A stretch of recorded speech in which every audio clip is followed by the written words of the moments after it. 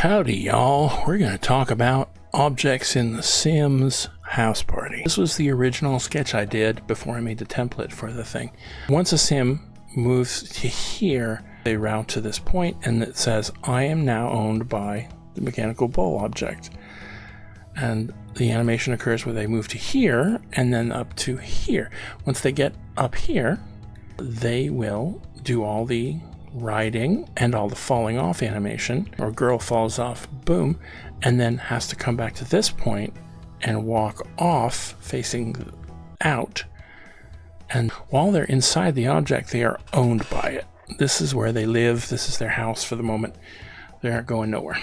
All these objects are rendered. They're flat images, but they have black and white images underneath these. A camera taking a picture of the sim will be looking down on this and it will be spoofed in as if it's real 3D. So if the sim were to put his hand through here, it would just go in, you wouldn't see it and come back out. This area, it's defined as don't render anything behind this space. Look at that, you know, oh, it's so amazing.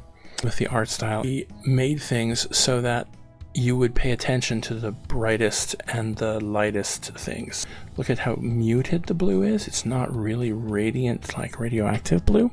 A way of styling things in your art direction brains to try and make things easier for people to really pay attention to. Look at how pretty that is. Unshaded this is. It's because it's a part of the sim. This is actually a full object, like the hands or the head or the body. Body is actually something that bends. The hands don't. The hands, you change them out using a process called accessory. The animator to use what's called a note track, and what you do is put the equivalent of a tiny little text document within the animation, so that at frame 5 you switch from being open hand like this, knife hand. 5 it says turn on fist, turn off blade hand. Is like the hand.